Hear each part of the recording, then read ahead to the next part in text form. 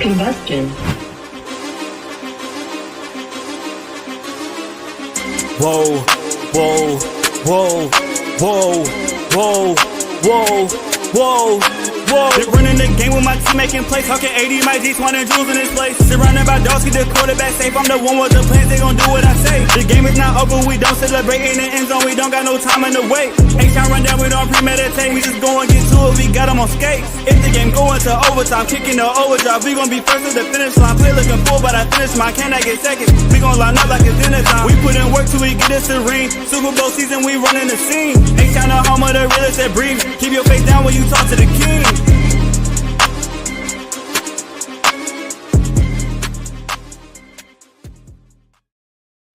What up, y'all? Welcome back to another episode of the H-Town Rundown. This is your boy AD, and I got my co-host in the building. We got Jules, Mr. Aquarius in the building. We got Drunk Auntie Swan in the building. We got Rich P from Texas Fan on Rehab, and of course we got Black Line from Reckless Sports Talk. How's everybody doing on this wonderful, blessed Friday evening? We're doing good. We're doing good. I would like to correct. I am not drunk. I am intoxicated. Can we please correct that? Intoxicated Auntie Swan. Okay. Yeah. What up? Hi. What about you, Blake? You good? Oh yeah, I'm real good, man. I'm excited. Yeah. Hey. Excited. So why are you intoxicated, Auntie Swan? We fired that whole ass goddamn Bobby Slug. What the fuck we talking about? Oh, right. Yeah, hey, news of the day, man. Breaking news. The Houston Texans have fired offensive coordinator Bobby Sloyd and have moved on from offensive line coach. What's his name again? It don't even matter. Chris Floyd, Don't even matter. Popovich, the assistant coach. Not gonna be here anymore. Yeah, so, Strausser. So yeah, let him get on about here. But before we get to start talking about all of that, I want to know how many of y'all placed a wager on Bill US on when if Bobby was getting fired or not. I know that wager was there. Right there, Big US. Y'all can go ahead and sign up for Big US, proud sponsor of the H-Town Rundown. Using our promo link, I'll put it in the chat, and using our promo code JOIN125. Hey, y'all go ahead and place y'all bets, especially on these AFC and NFC championship games. Hey, put that money on Jaden Daniels. Upset going to the Super Bowl. So y'all go ahead and do that thing, man, and support the H-Town Rundown and Bet US where the game begins. But there, hold on. We're already starting now. No, hold on. I'm getting some news. I got insider news. Hold on. Yeah, insider news. Yeah, I'm reading. Hold on. I'm just catching up. Twin fell off. Yeah, he coming back. That's what happens when you shoot live at work. It happens. So, yeah, it's nothing breaking. I thought it was, but it wasn't nothing breaking. But yeah, man. Now it's a wonderful day. It's a blessed day. It's a lovely day. For the Houston Texans, man, they got rid of Bobby Sloyd, and I'm excited.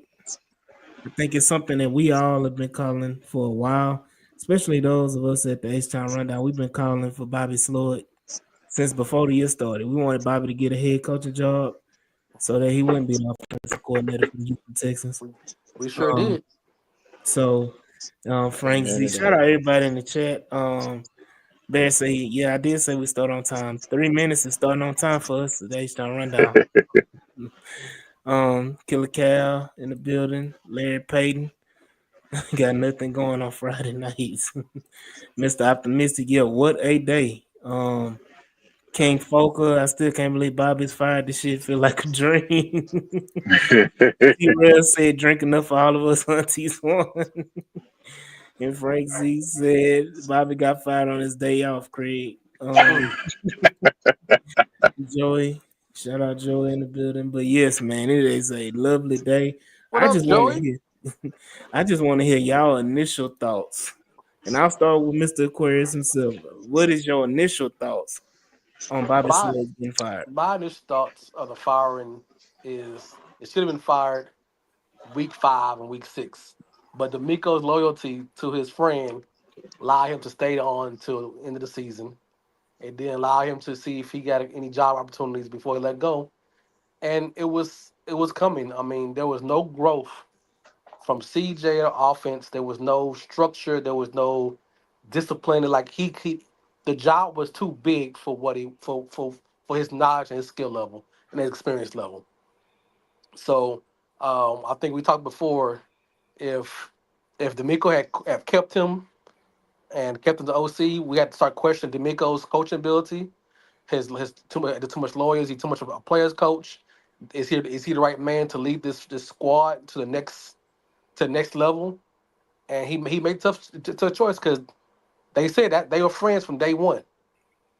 I think that was the first person he befriended when he was a 49ers coach or quality where it was. So it's a tough road, but this is a business. It's a adult game, and I'm gonna shout out to Dr. Barrett when the meme came out last beginning of the season. Who's gonna stop this offense? A lot of us said Bobby, but Dr. Barry put his name on it. He said Bobby would. And you can tell this offense with the structure it was, with the additions of the Mixon and Diggs, and having a much healthy O line throughout the season, nothing got better. Nothing changes. Only thing changed was the red zone offense, but that's mostly because you have Mixon who's a stubborn running back that don't go down the first hit. So that improved your run offense, your red zone offense, because your running back was dynamic. As far as that, they still didn't really explosive in the red zone. They still didn't do anything big and different throughout the whole season. And just like I said, I think the job was too big for him. Now, do I think a couple years from now, he go to be a quarterback coach or he get hired at college, whatever it is, and come back a couple years? He can do a Joe Brady and come back a couple years and be successful. He just wasn't ready for the job. Mm, I agree. What's your thoughts, Rich? So I think we're in a day and age where cats get a short leash, and it is what it is, man. Head coaches have a finite time amount of time that they got to execute on getting things turned around. And I think that coming into last year, we didn't have any expectations for how this team was going to look. But once we saw what it looked like last year, we were able to get some key acquisitions this year with Joe Mixon, Stephon Diggs, and whatnot. Um, the clock started ticking, right? So we can't have a huge regression going on. And I think what's most important for this year when it came to Bobby was not so much that he had just a regression, but just it was too inconsistent. You know what I'm saying? We start the season off hot, then it seemed like once the Vikings figured us out, everything from that point on was just we was exposed, and so he couldn't get that turned around within a timely fashion. I don't think that he deserved to get fired within the season. I don't think that that's the time frame that would have been um, perfect for D'Amico. I don't think it would have been fair for D'Amico to have to try to figure that out, in just that kind of situation.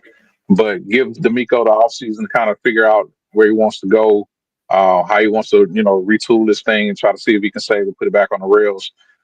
It's perfect timing as far as I'm concerned, man. So you got a good bunch of names that you can look at. Hopefully he picks the right one.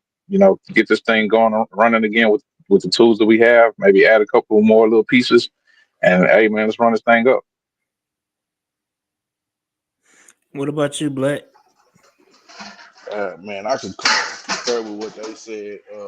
Pretty much, we seen what Bobby did pretty much all year.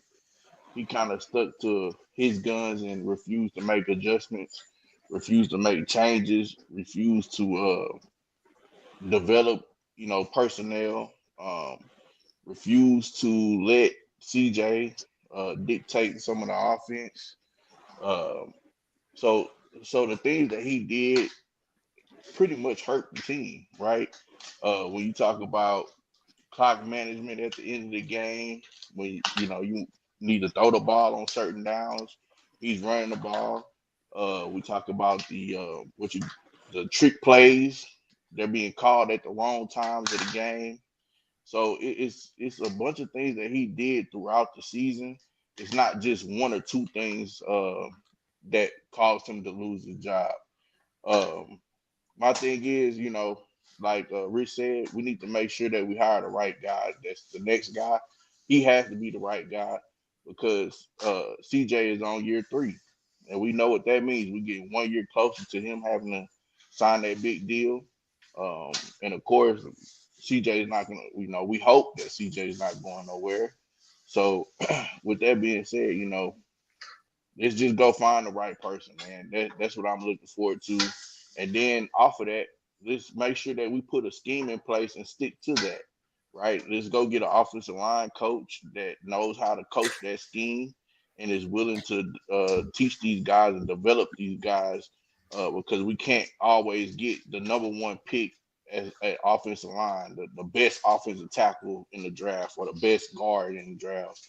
You have to be able to scout these guys because a lot of times the fourth, fifth, sixth round picks can be developed into really good, highly talented people. So that's what I'm looking for, man. Like Jude said, brother Jude said, I'm extremely excited that Bobby is gone and the offensive line coach is gone.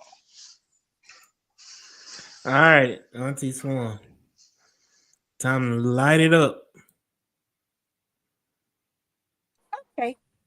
Simple as this.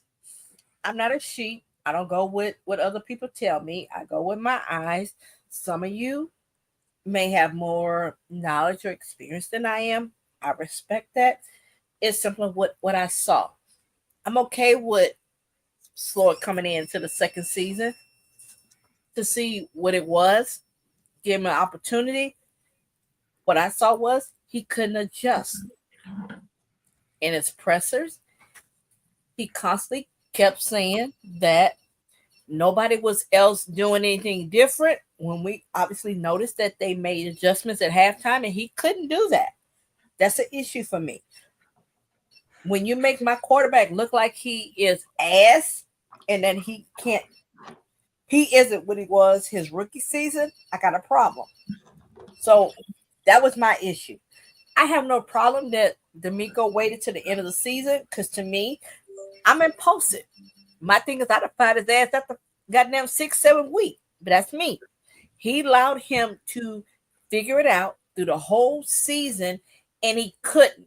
So whatever opinion I have or had of Sloyd, D'Amico allowed him the opportunity to fix it and adjust. And technically he did, but you did it in week 18 and in week technically 19 with the damn Chargers, and then in week 20 when you're playing the goddamn what is it, the damn Chiefs. I saw a difference. I saw the urgency, but had I saw what he did in the Chargers game, had he attempted that in mid-season, I would feel differently. I love the fact that D'Amico, I thought he was strictly going to be a Gary Kubiak and piss down his legs and hold to this is my guy and fuck it off. And he didn't. He realized this is year 2. I got that guy and I'm not going to fuck it off. And you let your guy go. I respect that. So I had a problem with the fact he allowed him to play the whole season when at the end of the season you said deuces. So I'm good. The enigma that is Bobby Sloyd. It's finally come to an end. I know we were supposed to do a season recap today. Fuck all that. But this news is taking over the world. Even Mike G has come in to talk about the good old firing of good old Bobby Sloyd. What are your thoughts, Mike G? Because I know your time is limited. Yeah, I'm guessing everybody else is swarming and pretty excited about the move and optimistic about the potential replacements. I know that Ian Rappaport tweeted out that they're considering some in-house options as well. Oh no, I'm sorry. What? I'm sorry. Hopefully that's just kind of coach speak and that they've kind of at least got a favorite in mind, because you wouldn't think that just we don't know who we're gonna hire, but let's just get rid of Bobby and then we'll figure it out. That doesn't sound like something they do. Um, but yeah, I mean, honestly, I thought those last two games in the playoffs were going to save Bobby's job because he did improve. And part of it was obviously Stroud balling out, taking his game to the next level, with a limited receiving core. 8 sacks though, when it's all on the line against the Chiefs, hard to overcome that. Um, and you could put some of that on obviously the horrific offensive line coach who is now gone, the bad scheme for the personnel we have on the O line, and obviously Slowick himself. Hey, let's condense all these receivers, have them bunched up all the time for no reason. So it's a positive development. Inevitable Friday news drop, although it happened at noon rather than 6 p.m. But um, we heard that some of the veteran players were looking to voice their issues with Sloak, and so that presumably led to the move. But yeah, I'm optimistic about the myriad of options we have moving forward for the offense. Myriad of options, huh? Plethora. Some would say plethora. Yeah, I don't know about plethora, but again, like I said, this was supposed to be a season recap, but obviously the Bobby Slowick news is taking over, and that's what we're gonna talk about mostly on this episode. Again, do want to shout out our sponsor, BetUS, proud sponsor of the H-Town Rundown. Go ahead and I'll put the link in the chat where we can sign up for BetUS. We can get up using our promo code, getting up to 125% back on your first 3 deposits. On our betting, sports betting app, avenues or whatever you want to do. BetUS again is a proud sponsor of the H-Town Rundown. BetUS where the game begins. Excuse me. But definitely, there was a lot of talk about Bobby Slowick and his lack of adjustments, as Juan said. Even got on press and said he doesn't make adjustments. And said, we run with what we run with. The lack of adjustments at the line, the lack of, game time situational football, awareness. All of these things attributed to Bobby Slowick and his bad play calling. I mean, you go to the Kansas City Chiefs game, you're asking Dalton Schultz to block Chris Jones and George Karlaftis. Like, make it make sense. JJ Watt got on the Pat McAfee show the Monday after and said that's not supposed to happen. Like, you're not supposed to do that ever. So, just the lack of awareness. We talked about it on the spaces all day today. The lack of knowing your personnel. You probably could do those type of things with a George Kittle. Right. Do that with Dalton Schultz. Then you have a group of fans that are like, well, other people do it. Why can't we do it? Again, it's something you're not supposed to do. So tell me you don't. Sorry, tell me yeah. you don't know ball without telling me you don't know ball. It's a lot. It's a lot going on, but definitely Bobby Slowick has his flaws. I don't agree with this comment by Larry Payton. Said Bobby wasn't that bad, but I'm glad D'Amico wants to upgrade and level up the offense. Bobby was that bad. Yeah. Was he the worst play caller in the league? No, but is that the standard we want? Like, he was damn near. He was damn we near. want the OC swarming. So when an offense with Stephon, even if you want to go back last year, because we talked about it on the spaces, last year there never was a game where Tank and Nico both went off. Right. In a game. But There never was. We're trying to get Pat. His thing is, divisional wise, Bobby Slowick will always get us to win a division. But if you're competing with the Bills, the Ravens, and as well as the defending Super Bowl champion Chiefs, Bobby Slowick was outside of his element. He will never be able to compete with those 3 other teams. Yeah, I mean, it's just obvious because if you put this same offense with any of the OCs that are left in the NFC Championship games, we probably are right there with them. The defense played at an all-time level this year, especially towards the end of the year and in the playoffs. They did what they were supposed to do. Even if you hold Kansas City to 23 points, with Nico Collins, CJ Stroud, Joe Mixon, that alone, you should be able to put up 24, 27 points. Just with those options out there.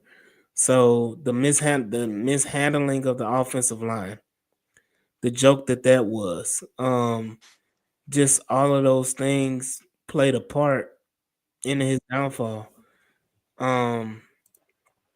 So you just have to recognize what's going on. But definitely, I want to hear y'all any other additional thoughts before we jump into potential replacements. One thing I'll say is that I think losing that defensive tackle coach, the Mm-hmm. assistant D line coach, there might Ali. be something to look at. There might be something Mm-hmm. that we need to look at because he did a really good job with a lot of those guys that we coming into the season that we didn't think was going to be, key contributors. I know Tim Settle was AD, that was one of your guys. Mm-hmm. Foley, Fadakasi was one of my guys that I really like.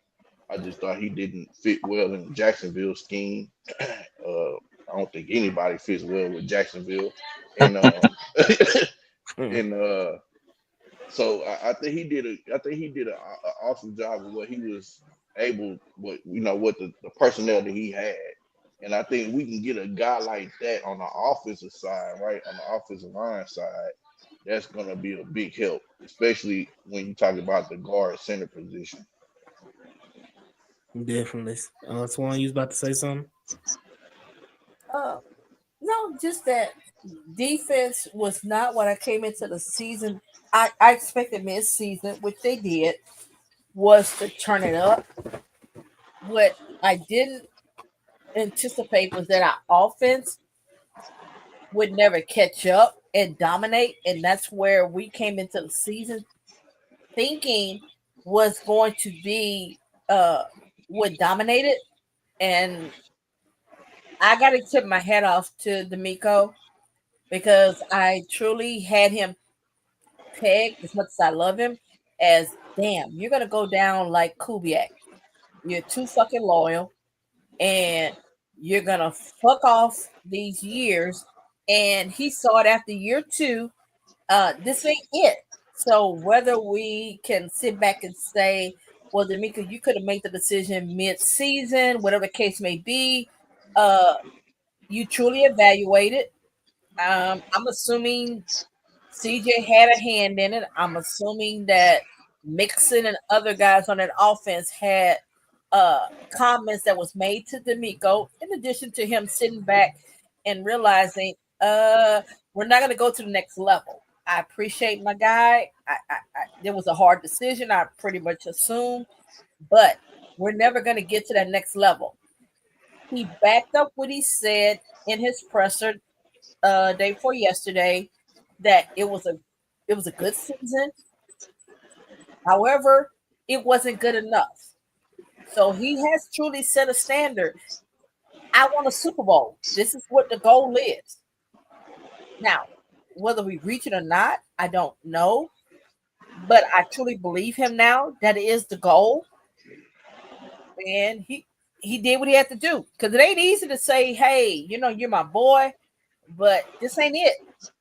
So I know we can kind of go over it and kind of get into another conversation, but that's not easy to say. Tell your boy, hey, I'm sorry, dog. I thought it was what it was, but it ain't, and this ain't good enough. When you fucking with my money, and Right, when but you fucking with my money, I understand that. I don't give a damn. We saw Kubiak with his failures in that. We saw Bill O'Brien with that. We have not seen a head coach in our era on this team be able to make that decision that quickly. He did that in year two, guys. Well, I mean, I don't think it was just It was what caused. And you yeah can say it no was above his head or whatever the case may be. yeah. So And I I'll argue with you, AD. uh, He could have made it an issue because let's face it, the McNairs were not going to fire D'Amico. Let's keep that shit no, real. but They that but weren't going that's to but fire him. that's So the had he sat back and said, "No, I'm riding with him," is either all of us or none of us. so this is the thing. Like you can sit back and say that, but when you have players input, when you have coaches input, when you have general manager input, when you have owner input, and they're all on the same accord, and you on that side, you have to take a look at yourself and say, well, maybe, goddamn it, I'm on the wrong side. Right, but Yeah, so he could have still been like Kubiak. he could have still, but at the end of the day, D'Amico, they have a relationship. As from I'm speaking on D'Amico and the ownership, whereas you can have a conversation. So you can want Bobby Slowick all you want, but then the proof is in the pudding. When they put it out on paper, I and they understand. and all of that, you can ride for your best friend, but you're not gonna ride for your best friend when it comes to you losing your job or risk Right, you but losing he your wasn't job. going to lose his job. The No, Texans, he wasn't gonna lose it this no, offseason. But if you no. go into another year again, let me say this because I don't want we gotta move on. Um that you go into another season with Bobby Slowick and you have similar results where the offense regresses. And now this time you don't even make it out the wild card round. Now it's a bad look on you But here's the thing as a is, coach and your I decision making. I'll take it a step further. right. He wouldn't have made it But here's through. the thing He is, wouldn't I have made have it through next problem with season. that. Right. Based on the fact you've hired and fired two black coaches back to back years. But again, this is a results based league. I understand that. Swan, I ain't You're not worried about gonna that. yeah, I don't care how you you're not present gonna it. It you're not doesn't gonna matter, AD. You have a reputation that you have fucked over there you two go. black coaches. I don't care how you Swan, want to they ain't worried about No, that this go round. Not They gave him that an ain't honest what shot. okay, okay, I'm He going into his third okay, year. okay. I got yeah. you. We can move But on. I'm We can saying move on. I got you. I it'll got you. be 3 years Don't worry in about with it. no results. So again, like I said, it's a I'm good. results. I'm good, fellas. I'm good. I know, You can but present. I'm gonna finish my statement. It's a results based league, and at the end of the day, when you make decisions that don't positively affect or don't affect positive results, you're going to be looked at and judged accordingly. Meaning that even if it wasn't next year his last season, then that fourth year around, you're basically coaching for your job. correct. And so It's just a term. you don't want to be put in that position. And at that point in time, it's 4 years in. You 4 years in with D'Amico. And if he gets off to a rocky start his fourth year, and we just playing hypotheticals at this point because Bobby Slook is already gone. Correct. So again, if you go into that fourth year and you don't get the results you want the first half of the year, you don't think they will pull the trigger when you just at that point in time have already paid CJ franchise quarterback money and you're not living up and you start off the season But it's not the 1-5 or third year. something. We're going into third year. So we're not even into the Oh, fourth year. you I am missing. saying he Okay. still could have fought for his guy going into third year and say, hey guys, Yeah, who we want? give me to the middle of the third season. If it doesn't work, I understand. The fact that he said, okay, after the second season, we can eject. I respect that. Nobody made him do that. That was a decision on his part. But at the end of the day, structural wise, who's really in control of that? It's a The group hiring effort. and firing. He's still It's in a mix. control. Nothing's been I He's get taken. what you're saying, Swan, but the yeah. writing is on the wall. He definitely needed to go ahead and read that writing, so he No, made So the right Yeah, move. it was with the it, writing, with it the was a writing, group effort. season. yeah, with the writing on the wall, and everything is already done. Where do we go from here? What I offensive like that coordinator? segue. Um, where I do we go bet from you here? do. We at a place of optimism that we didn't have at first. Like Brandon said, who y'all want is OC. Larry Payton, how y'all prioritizing OC candidates. Um, Mr. Optimistic, it would have gotten very loud if we started slow next year. Yeah, It it was would have been. And again, I said it and we said it before. When you make the hire of a Bobby Sloyd, you should have had a veteran OC in place correct. to guide and help him along the way. And They that even helped D'Amico. right. So you gotta have that in place, which they didn't have, which attributed to what the results we saw. But again, what are we looking at offensive coordinator, y'all? Wait, do you want to rip off some names, or you just Yeah, want to I'll go? rip off some names that have been talked about today on Spaces. You got the Chip Kellys of the world. You got the Mike LaFleur of the world, who's with the Rams right now. You have Clint Kubiak of the world, who's the standing and waiting with God doggone Right. You got in Frank with Wright. the Saints with the Saints. No, I'm not touching Frank Wright with a I'm 10 just foot saying you pole. said names, so No, I'm not. No, that we ain't go. a name we talking about. I'm sorry. But it's a Uh, name in no, contention. You no, got no, Frank Wright. no, You no, got Brian no, Leftwich. no. Oh, look, Oh Lord. hold on. We got Keep Deuce talking about Staley. Frank Wright. I'm not We giving no got Deuce defense. Staley. I'm not advocating for Nah, we anyone, got we sir. got a I'm we got a giving you bad history names. with Frank Wright. Yeah, no, I get it. I'm not. I'm But just giving you he not names he out not there. even. But he not even a name right now. He's a name Um, out Yeah, there. That's a but that's a then good you got OC. Doug. You we're got not Doug. entertaining. Deuce Hold on, you got Staley's not a Doug name either. Peterson. Doug It's a Peterson. dark horse. I like Deuce Staley. Doug Peterson. Doug Duke Peterson. Duke Staley. No, no, No, no. no. Um, as well as Gerard Johnson, Bruce internal candidate. Brian Nick Greasy. Cayley I think is Nick Colley or Cayley. You got like I said, Michael LaFleur. Barry said Clint Kubiak, and then she said, wasn't that Bill Lazor? Bill Lazor, like he had a few years, but he's not what we call an experienced play caller in the sense that he wasn't somebody that had positive effect. He was an okay play caller, but not somebody to write home about. We're talking about a older, experienced, somebody that had multiple years as an OC, not just one or two or however many years, because he didn't have an extensive time as an OC. Got throw a name out there that's gonna piss everybody off? Who? Eric Bieniemy. No, Josh McCown. Josh Oh McCown man. is on that. Josh McCown is on that list, and people are not. People are look. I'm gonna say it like this. People, that's not that crazy of an idea. Um, I know the history behind the Josh McCown Thank you, Corey. Thank you. situation, Put that name on the put. There you go. We but talking, we talking, about, we talking about professional football. I don't care about the feelings. I don't care about the Oilers from yeah, 1989, 92. We talking about football situations. You're right. I need an You're OC right.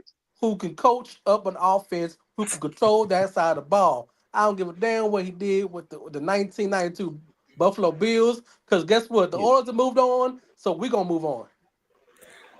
That's So fair. That's yeah, fair. I'll come off that. um, I'll come off that wall. I won't die on that hill with you. Thank you. but it's a lot. It's a lot of candidates out there that could possibly be out there. A lot of people are leaning towards Chip Kelly and Clint Kubiak as the top candidates. I think that people will talk about Clint Kubiak and say he was great the first part of the season with New Orleans, and then he fell off a cliff. Then you would have people say, well, it was a lot due to injuries and a lot due to quarterback play. Um, I mean, it's a lot of different things on the reason why people in New Orleans say he doesn't. He's similar to Bobby Slowick. I agree. People say that he's similar as far as that he doesn't make adjustments. That he's the same old, same old. Which is the reason why he got let go in Minnesota. Well, I'm not a big fan of the Kyle Shanahan tree offensively at all right now. Because So this, ain't none of them really produce or done anything more than what Cal has done. So this is the thing. This tree is expanded so whether it be from his daddy or not, I think about 70-80% of the offenses in the NFL now run that Kubiak, West um, Coast. West Coast, Shanahan style offense.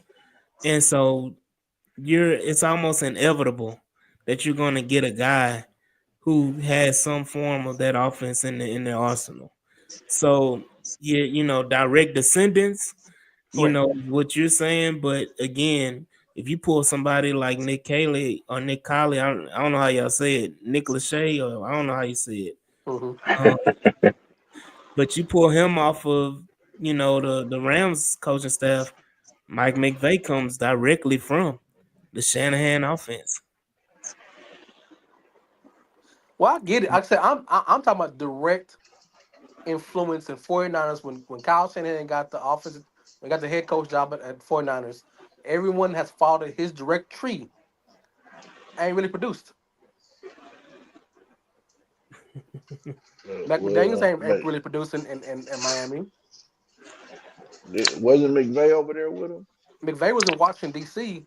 DC with him. Okay. and then he left it. But McVay's also people also forget McVay also come from a coaching family before he was even under the Kyle Hines tree. Yeah, now he got his first start with John Gruden in Tampa. So yeah, Right. he's been around. So the whole Kyle Shanahan, Gary Kubiak, and Mike Shanahan coaching offense system is still just basically a Bill Walsh West Coast offense. So yes, like AD says, everybody's gonna have some variation of it. It's what you and this is my problem with Bobby. He didn't educate himself more than what he learned under Kyle. He couldn't take what he saw as an offense and the limitations and the strengths and coach beyond his own knowledge to have his own voice. Oh, this is my offense. You can watch the Miami and can watch the 49ers offenses and you kind of see what he was trying to do, but we don't have the same kind of offense or players. So he couldn't grasp or coach himself past that, and that's what to me was Bobby's ultimate failure. Yeah. Yeah, that's true. Because So what other names are y'all hearing that what y'all want to see?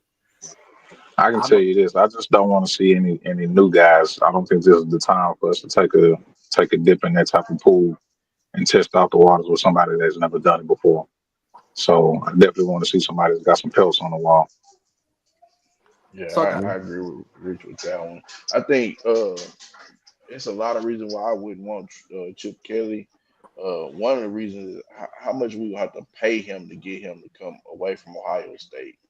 Like, I don't know if that. I mean, it doesn't have nothing to do with the salary cap or nothing like that, but just the fact that you might have other coaches like, man, we paid him all this money just to bring him here. Jealousy comes in, envy starts to come in, especially if he starts off like we say, he starts off slow, and we have an issue with him. And him and CJ don't get along for whatever reason. Then what? Um, so I mean, it's a lot of people that's out. Um, I think the more realistic choice is probably going to be Clint. Uh, the reason why I say that is because he's probably going to be the guy that's available, right? Um, the other guys are linear position moves, and for right now, as I know, I mean, unless the rules change, you can't go linear, right? So we would have to tag them with the assistant head coach position or some kind of office position to get them here. So, I, um, I think only one and person you would that only one person you got to do that was with LaFleur. The Mm-hmm. rest of them well, are either quarterback coaches or coaches that have been fired that's available. Besides, but look at Al Golden, who left Notre Dame to go to Mm-hmm. Cincinnati. It wasn't a buyout. I think mostly only head coaches in college have a buyout. Most of their assistants don't have yeah, buyouts. Yeah, especially when it's yeah, it's a promotion type thing. You don't have to buy a coach out. no. I'm saying just as far as the salary, him being here, not the buying out part.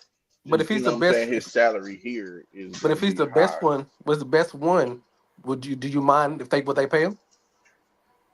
I mean, I just don't like Chip Kelly in Well, general because there you I go. don't Just think tell the I truth. not that but I said that at the beginning. I don't like Chip Kelly in general from other things that I've heard is from Eagle players and the things that he did. But I do like his style and what he's brought to the table. And then I think I can't remember somebody posted on Twitter too that D'Amico mentioned Chip Kelly when he first got hired on his press conference. So that might be two and two together, but I still think we're gonna have to throw So some money at him to lure him from Ohio State. yeah, Ohio State yeah, has some interesting yeah. pieces going there. But You me and know, Rich had that same So conversation earlier yeah, about the Eagles, and that's 8 years ago. And yeah. go ahead. I'm sorry. I wanna speak on that real quick. Because I want to bring up this name that Larry Payton brought up, but you know, if you look at it and people talking about the players talking about Chip Kelly, who are the two main players that talked about Chip Kelly? Well, Sean Shady. McCoy and Deshaun And Jackson. Deshaun Jackson, right? What does it's just more. It's more. What does Deshaun Jackson and LaShawn McCoy do all the time? Talk noise They complain about about any and everybody. everybody. The only That's person true. that LaShawn McCoy didn't complain about was Andy Reid. But every other coach he's ever played for, college or pro, he's had something negative to say about Chip Kelly or any of them, should I say. Same thing with Deshaun Jackson. Deshaun Jackson is a complainer. He's complained about any and everybody. So how much value in word, in their words are you taking when that's what they do Right. Are and we they're talking about known? Right. the same But lunch, that's not. It's Say it not again, just. It's Sean. not just them. same shady that talk shit about us? Yeah. Oh, But okay. I just want to make Right. sure. the I thing mean, is and though, I'm gonna say this, and this is the it's last we not talk just about it. them though. It's don't forget people saying Who the else? same thing about Cliff Kingsbury. Yeah. Yeah, I don't give a damn about what he did in Philadelphia. If 8 his years ago. offense, which he was in Ohio State with Emeka Ibuka, is won Will a Howard. championship, I don't give a damn. All I want to do is win. Hmm. Fuck goddamn LaShawn. Fuck Deshaun Jackson. All I want to do is win. We keep talking about the fact we got tired of hearing about Texas worthy goddamn players and coaches. Get me a motherfucking championship. I don't give a fuck what your goddamn views are. That's simple as that. If anybody watched that fucking game on Saturday, do you give a fuck about Chip Kelly? Because I guarantee you, if that motherfucker had us in the end zone and we were putting up points, we wouldn't give a fuck about what Chip Kelly said when he was in goddamn Philadelphia. Fuck all that. Give me a fucking Super Bowl. Tell them how you really feel, Swan. Yeah, Yeah, tell us. for real, Swan. All right. Nice So guy got me a motherfucking thing.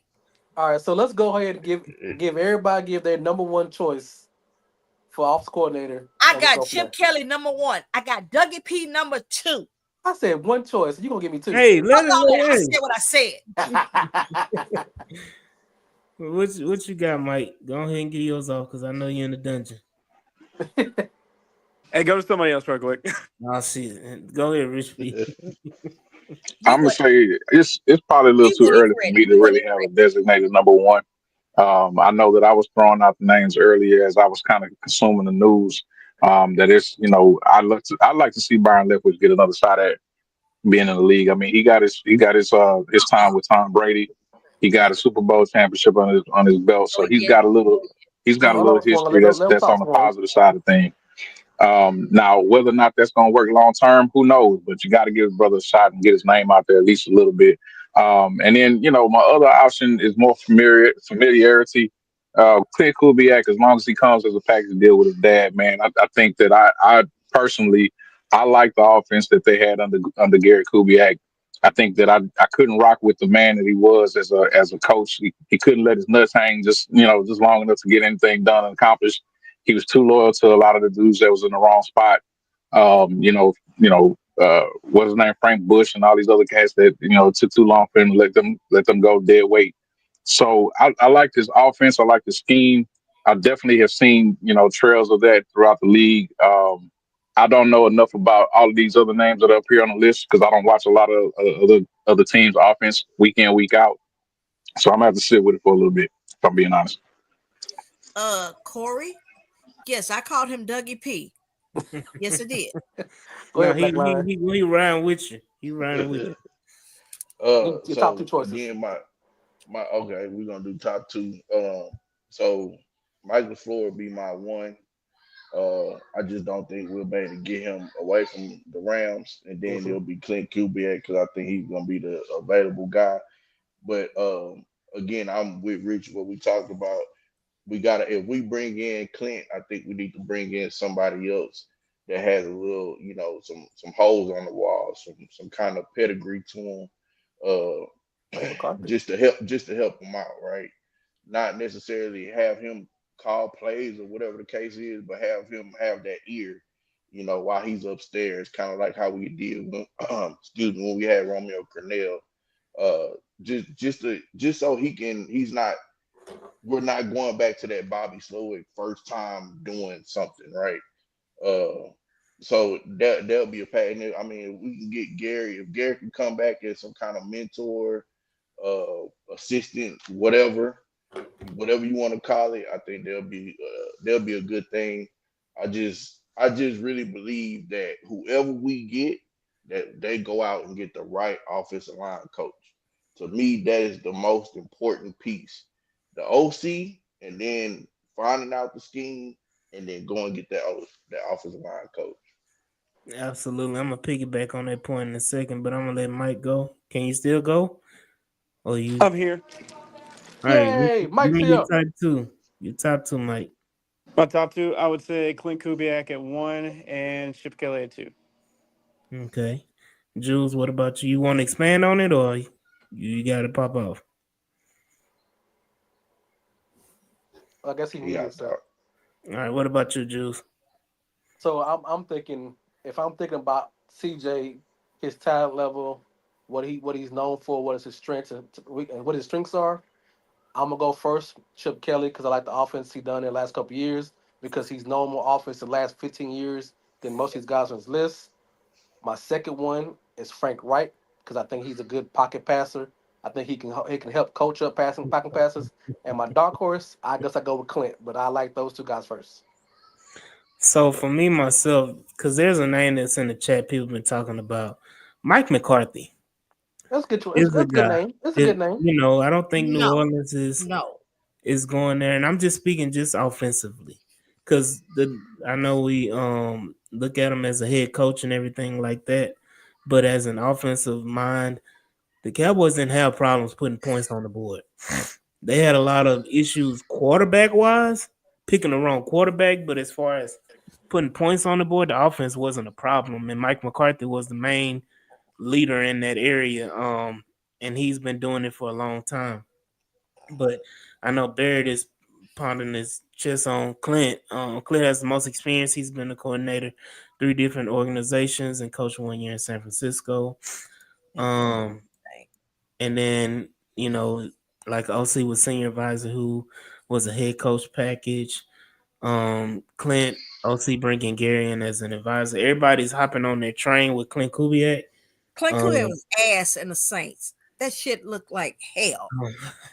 I mean, the first couple games, it looked like the bid Okay, looked like 2 this about to games. be. And then he This looked, about to hold up. be. Then we Hey, can say Swan, Bobby he's looked not good working the with the first same 2 fucking personnel he's going to be games. working with here. Yeah, He hadn't I'm had a that sorry. quarterback. He hadn't I'm had a sorry. that running Bobby, offense. I'm that sorry. Bobby that looked good offensive for line was game and a horrible. half. It's no That Okay. different. whole And that I whole watched the offensive line Saints was game. hurt. I'm sorry. Kubiak didn't look any different than Bobby to me. It's that So, last name. Nah, that whole offensive line got hurt.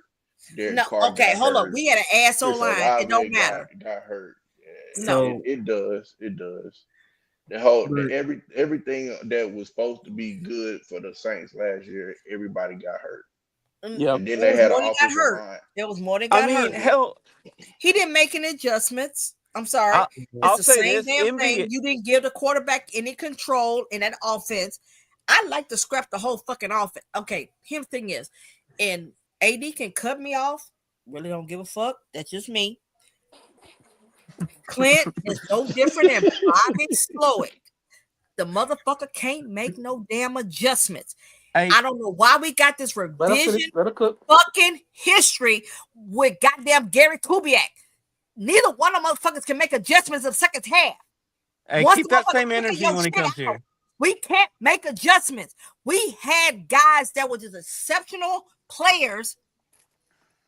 Aaron Foster. Andre Johnson. We can talk about Andre Johnson.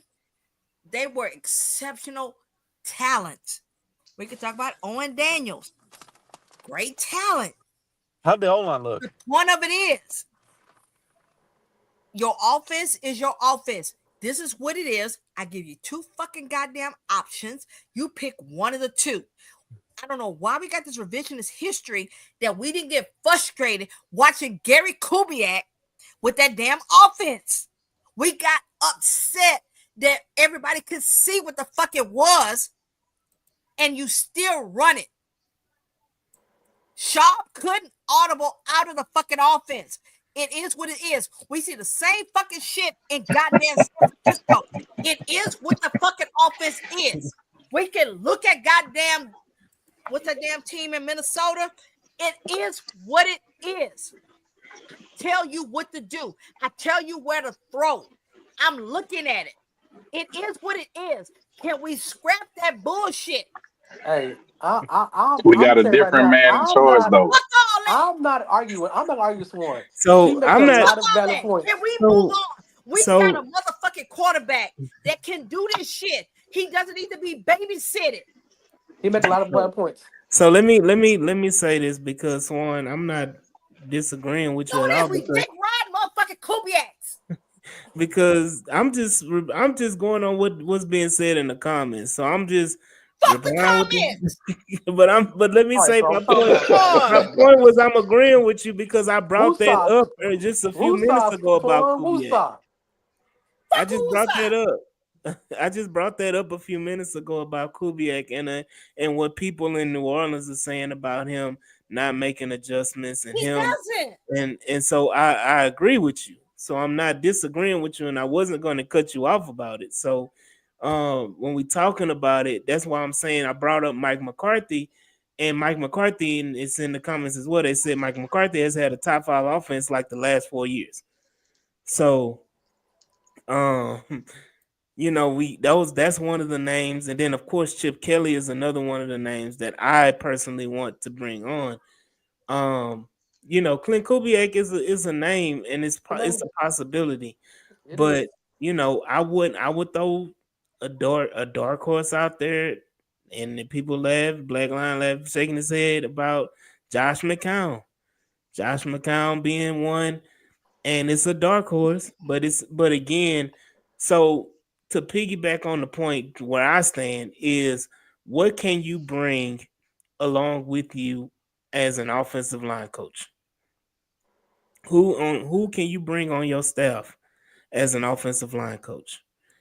And you look, and then I asked the question in the spaces today, what is Clint Kubiak's, what was his offensive line coach in New Orleans? Let me put it this way, AD. The Vikings were 14-3, correct? Mm-hmm. The last week when they played the Lions, they tore up Sam Darnold. Mm-hmm. And then he went into the playoffs, and the Rams did the same thing. Here's my thing is, the offense exists throughout the league in different elements, okay? I can't do X and O's like you guys. I can only do the eye test, okay? I got common sense to know. Everybody knows what's happening. If the moment I can, how to put it? I'll use Sam Darnold. The difference is that Sam Darnold will never carry an offense. The offense within itself is good. Regular season, in the playoffs, when I got time to prepare, it has its limitations. We don't have limitations with a quarterback. This dude can do everything. He can make every throw. He even has the athleticism to do what he needs to do. We saw that in the Georgia game, and he even displayed that in the Chargers game. If I need to do it, I can do it. Hand clap. I want a guy like Chip Kelly that says, guess what?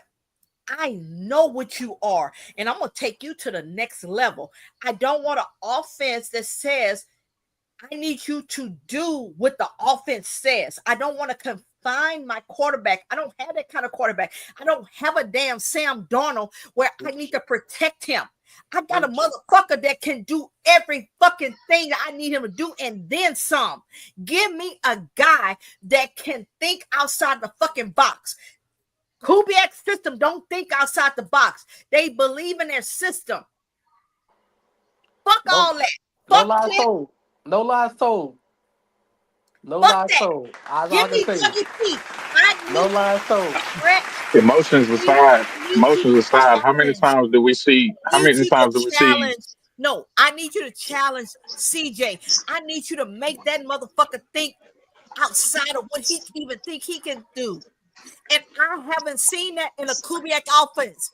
I love Kyle Shanahan, but there are limitations. There's a reason why that nigga has lost 3 fucking Super Bowls. He lost 2 as a fucking head coach as 49ers, and he lost a fucking 28-3 goddamn lead in a damn Super Bowl against the Patriots. Okay. Now, Fuck being safe. I got this one. We got some. Now, what you say, Rich? So I was saying, emotion aside, how many times have we saw the Kubiak offense with a Shaw-led team with all that talent all around them, and we just wish that we had a better quarterback that could be able to orchestrate that. How many times have we wished that we could have a better quarterback that could orchestrate that scheme? You know, somebody that could move, somebody that could move and get out of the pocket and not be slow as a snail, trying to get around the outside and all that stuff. Somebody that could see downfield and execute at the different levels. I mean, I know for myself personally, when I saw that offense run, the way the O-line moved to open up for the run game, the way that they had the exchange between the run and the pass game, I thought that it was a good offense. It was just under the wrong leadership at quarterback, and definitely not with a head coach that was willing to hold his nuts and make the changes. So again, I agree with you. He didn't make the changes when he needs to make the changes. He wasn't able to flip the switch and get more aggressive when he needed to. But that offense definitely was very productive. You cannot deny that they were very productive in the time that he was in control.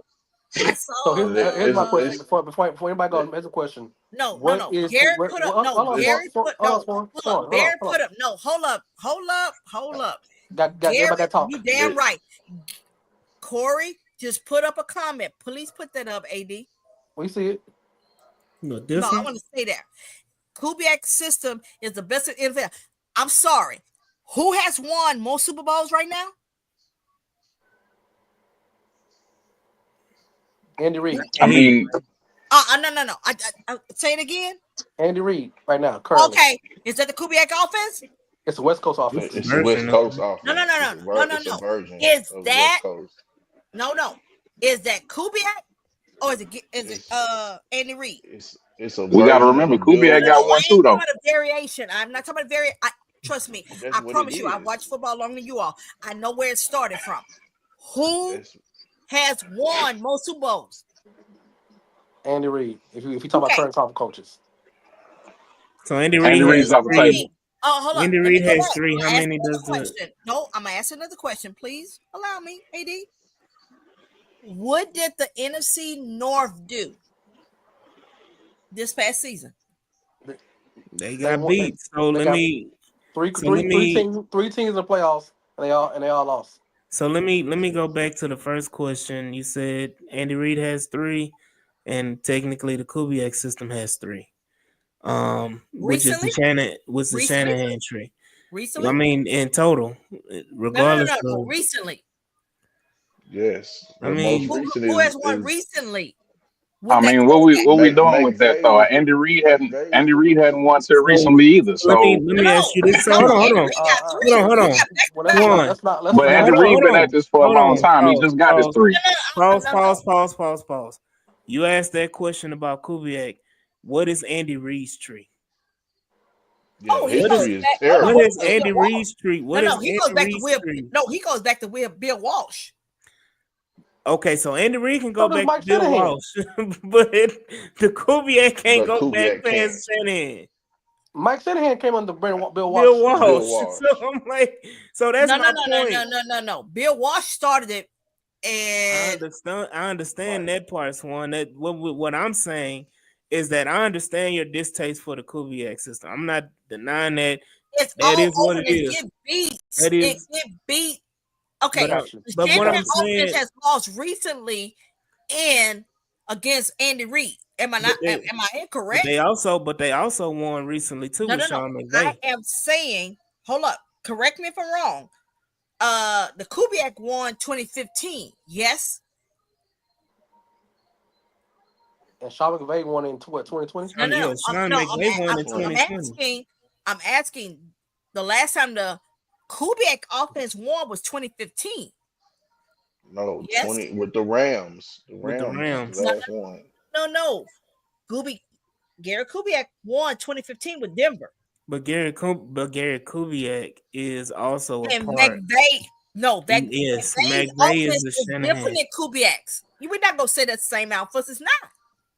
So let Well, me we got say we got this. we got time to talk about that back and forth once we go to Yeah. more sure. So No, we here's the thing. continue. We need to Hey, continue. We Recently, need to continue the if we hold being conversation. up. really We real, don't Recently, if we hold we don't up. need being to really bog real, if down it wasn't for the on Hold up. one refs, situation. hey, No, Andy might recently not there have are them three. championships Hold either. up.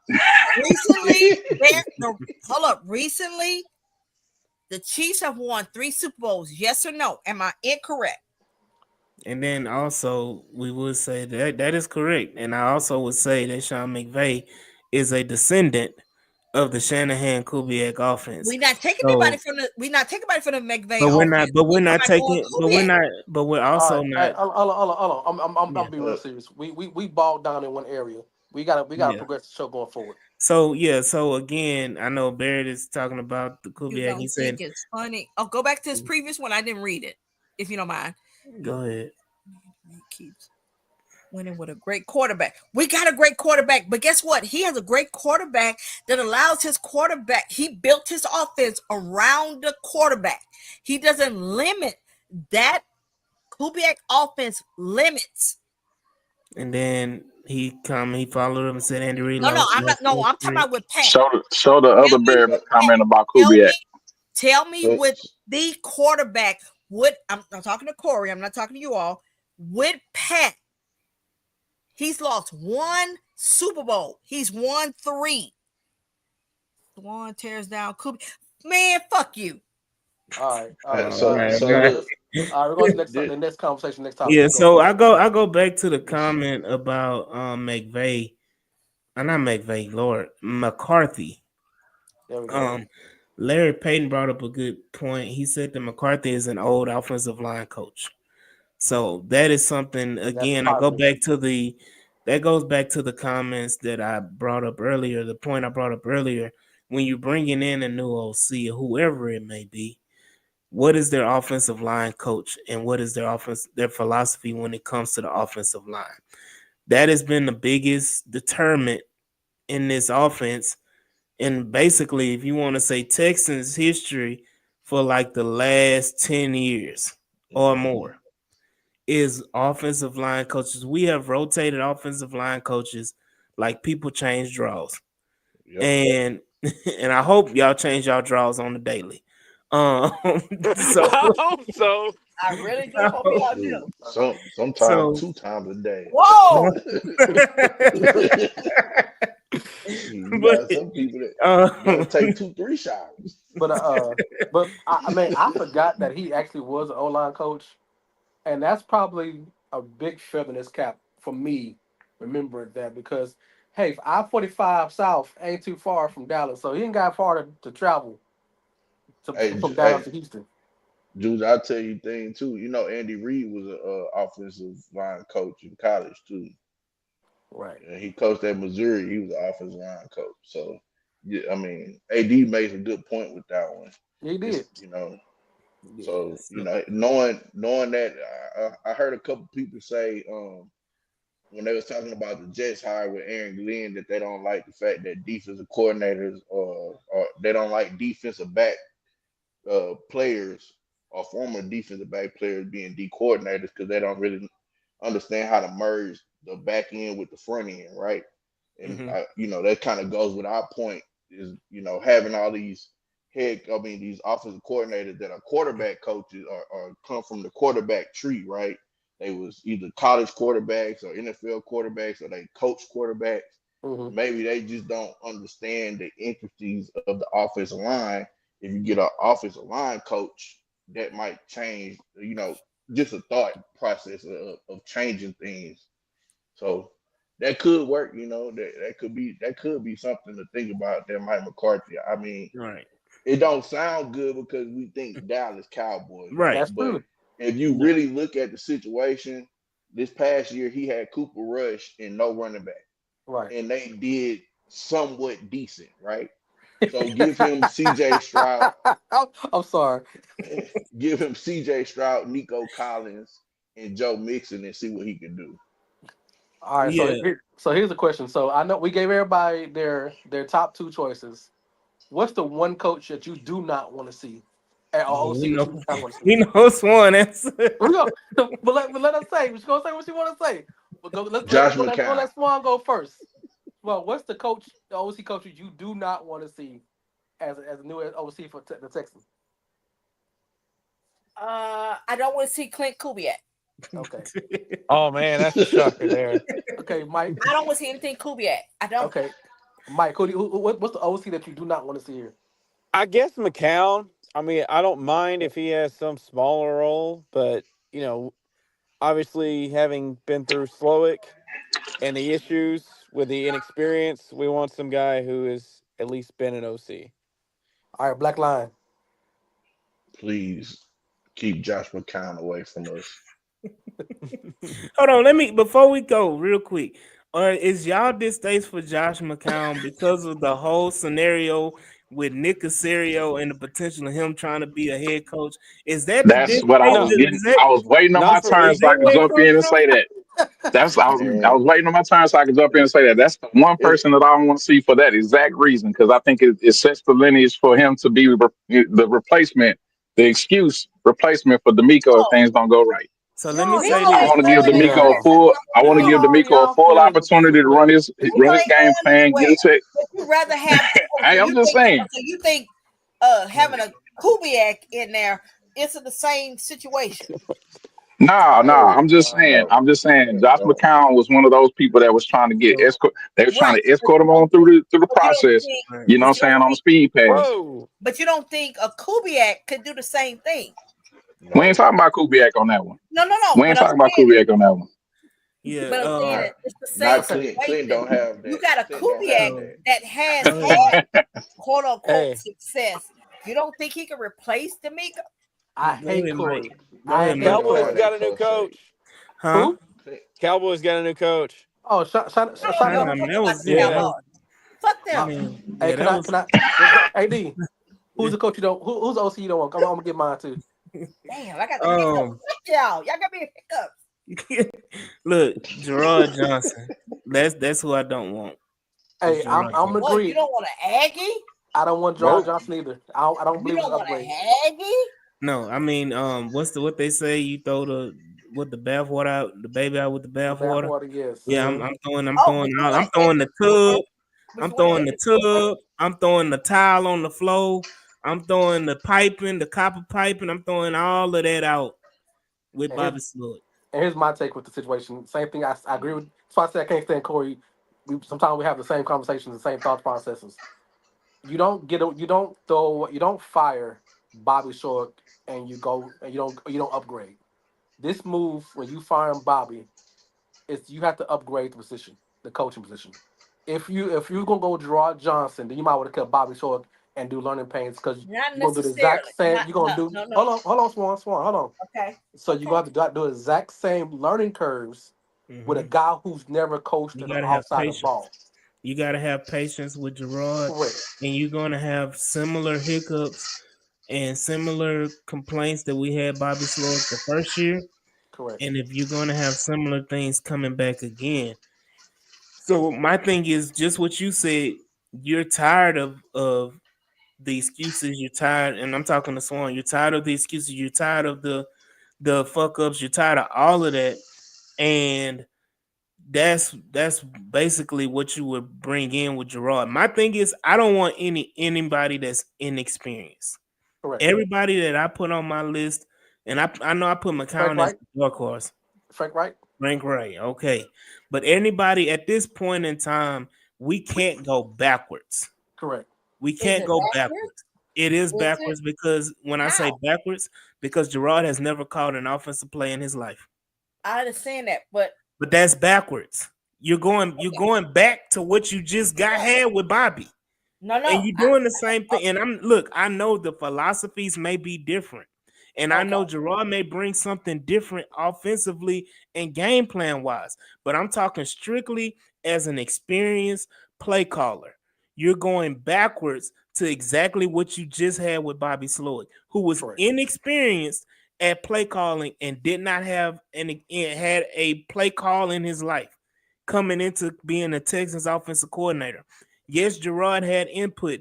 Yes, Gerard probably takes some things from Kevin O'Connell and Sean McVay and brings those things to light. And yes, it probably would be an awesome experience.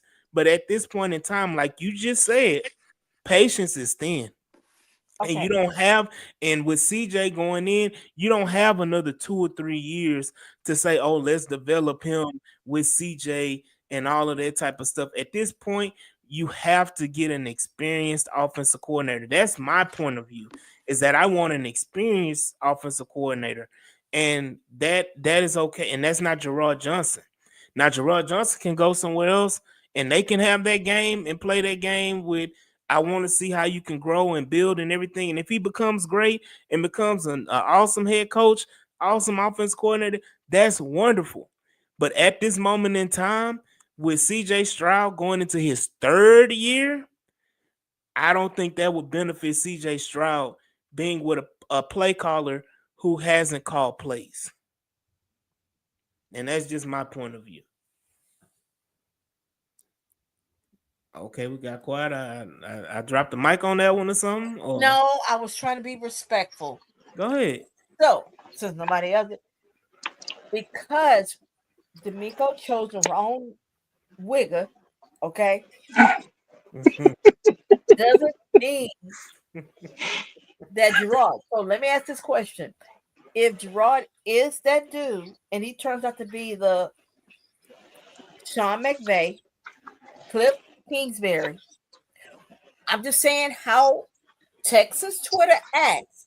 We will sit back and say, "Oh, once again, we fucked up." Because I see many of us, Dick Ride, Charles Aminiu, Hey, speak for yourself with that. Justin. Oh. Right. No. I'm not speaking my goddamn self. Please don't fuck with me right now. Don't fuck with me right now. Please don't. Come on. We gotta do Dick Ryan. Come on. I see many Texans fans on my Twitter line. Dick Wright, Justin Reed, Charles Aminiu, because we quote unquote let them walk. If we let God go on to the sunset and he turns out to be that next McVay, whatever the case may be, we will sit back and bitch and cry. That's what we do in this goddamn fan base. We do that. That's what being a fan is, man. That's what the game is. So let You me got to say, know what the game is going into it. Everybody gonna have some problem with somebody that they got away or somebody that didn't work out. It is what it is. We dick ride motherfuckers that lead this organization. We dick ride DeAndre Hopkins. We can't keep saying Dick Ride. Come on now. Oh, I can say that. Yes, I can. Yes, I There's a lot of can. men here. We can't keep saying Dick Ride. Yes, I can. No. Speaking of riding, why don't y'all? Speaking of riding, no. Speaking of riding, I can't say.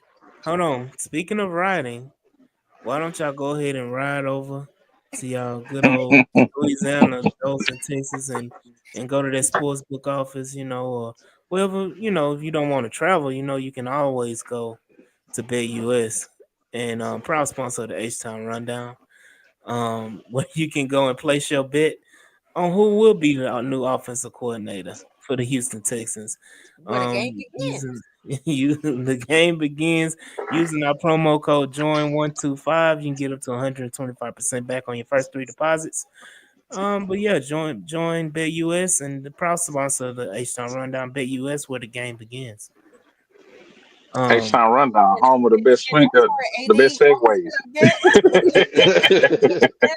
Segway King. AD, what can I get with that? How much? you can get up to 125% back on your first three deposits. Oh Yeah, wow, really? yeah, get Damn. plus some. But but definitely going back to your point about the fans and how they operate. I mean, the fans are gonna fan and they gonna have their favorites and everything like that. But I will say this: if you pass on Gerard and the person you bring in is just as good, equally or better, the noise is going to be super quiet. Exactly. Yep. Go Chip So Kelly. I'm good with Chip Kelly. so again, I asked the question about offensive line coaches, and then we can go ahead and we can close it out and close it out. I'm sorry. No, D'Amico, Casario, Cal, Hannah. I don't give a damn. It could be a sister. Y'all need to roll up to Mike Munchak and say, what do I need to do to bring you in the fold? That's who I want. He retired. so even No, no, he's no, no, so no, no, no, no. Money I, under, talks. No, no, money I talks. understand that, and I don't think that's a bad option at all. But again, how does Mike Munchak fit with whoever Oh, your no, no, no, OC no. is? I'm sorry. Unless you can find me a better OC, and I'm sorry, the better OC is riding over in that Nastyville. And since we can't get him, let me get Mike Munchak. What can I do to bring you into the fold?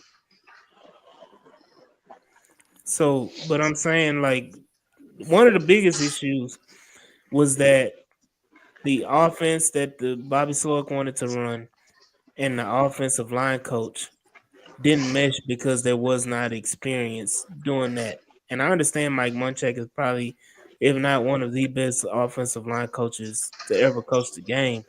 It's just the point of whoever you bring in as your offensive coordinator, unless you're saying bring Mike Munchak in as the offensive Open coordinator. the checkbook. Open the Hold checkbook. on, for all Open the OCs. checkbook. OC or O line coach? No, Yeah. O line coach. O line Oh, coach. okay. So I'm about okay, to say, so you sure about to again, you gonna lose me on that yeah, one? that's that. Yeah, that's why I was like, No, hold that, on. that no, we need to So start there. We need to start yeah, there because the O well, line. well, you gotta hire your OC first, and Correct. then we Yeah. can work on the offensive line coach. But again, I beg the question. That's why I brought up Chip Kelly's name. What would he bring in, or who would he bring in as offensive line coach? And I know that people talk about his pedigree as far as picking offensive line coaches because he picked Jeff Southland, who's the offensive line coach in Philadelphia, and Philadelphia arguably has the best offensive line in the NFL. Um, They plug in guys. and they are plug and play. Mekhi Becton was a turnstile in New York. He came over there to Philly, and now he's a Pro Bowl guard. So those type of things, like who are you bringing when you're bringing in an OC? Because I said it earlier, that is the most important thing. Not just picking and plugging a guy, and does he mesh with what your offensive scheme is trying to do? And What is the again, offensive scheme? Who are hold they? on, but that's one. Hold on, I'm getting to that. That was my point with Bobby because that was the biggest thing. Is why did Bobby Slowick hire Chris Strausser when he had zero experience running the zone run game scheme, and that didn't mesh. The offensive line has looked horrible the last 2 years, and even before then, he wasn't a good offensive line coach. Even when he was with the Colts and before, so it goes back. You can get the best offensive line coach in the world, But if you're running a scheme that he hasn't coached or he's not proficient at, then we're running into an issue again. Because you can be great and you can coach him up as best as possible, but if you don't know what you're coaching up, where are you going? You're spinning in circles. So that is the question, and the offensive line coach will determine not the offensive line coach. I'm sorry, the offensive coordinator will determine who the offensive line coach is. Again, that's why I posed the question in the spaces, and I'm gonna pose the question again for everybody to ponder on and think about and do your research. Who would Chip Kelly bring in as an offensive line coach?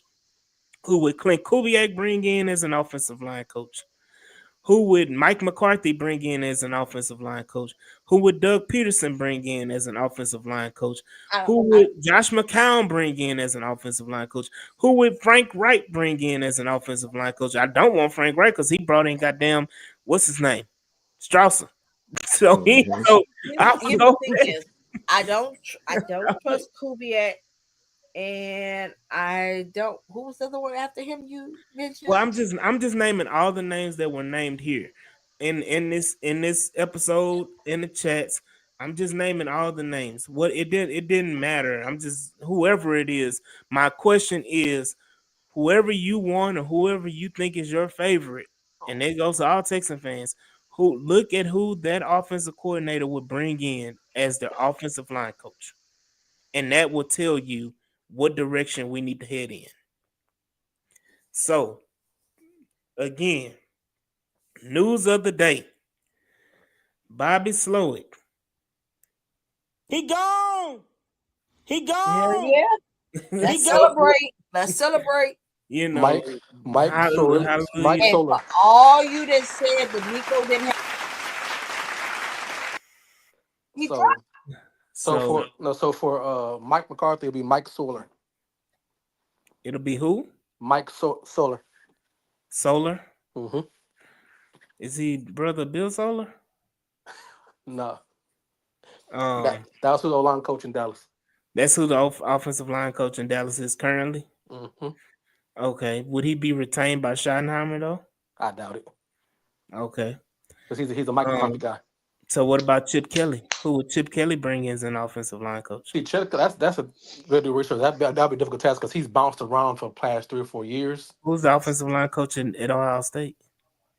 Shit, I know the Texans, the Longhorns line coach. I don't know about the fucking Ohio State. They beat shit out of us. I don't give a damn about the hoes. Don't get me mad now. I'm saying I'm trying to be peaceful over here.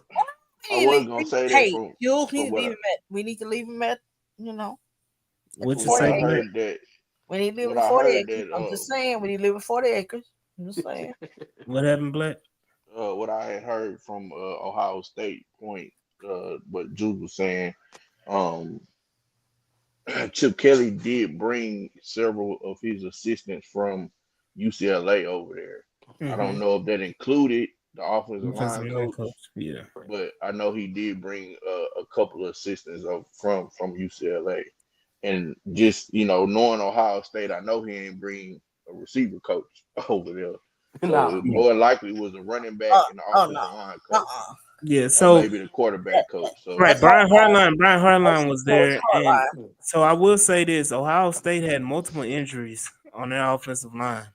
They did, and they had to move players around, and they still were effective and considered one of the best offensive lines in the country. Their starting tackle is considered to be the best. Donovan Jackson is considered to be the best guard in this draft. Top 2. Or top 2 in this draft. So shout out to Chip Kelly. That's an option. But again, Frank, you got Frank Wright, you got Clint Kubiak, you got all these different offensive coordinators.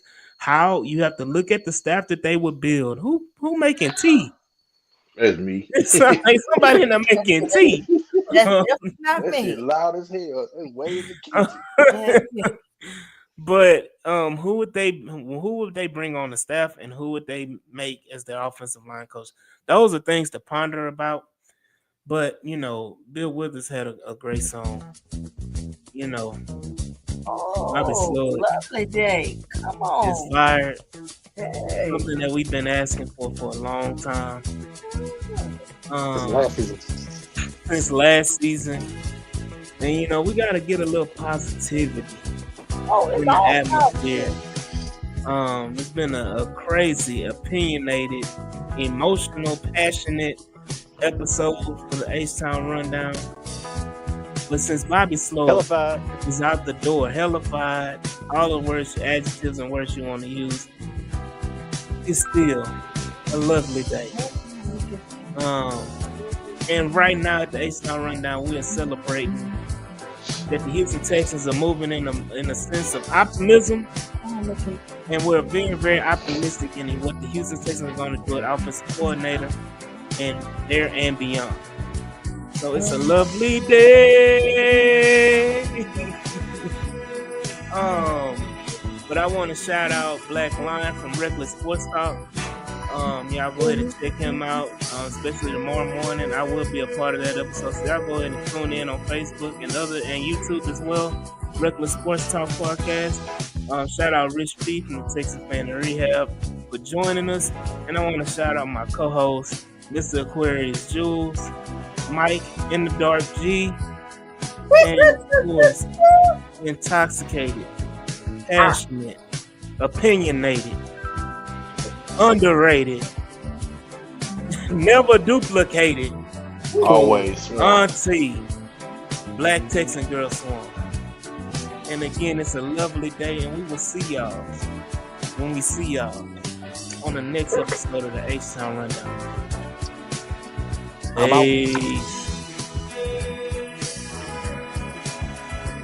I'm out like Bobby Short.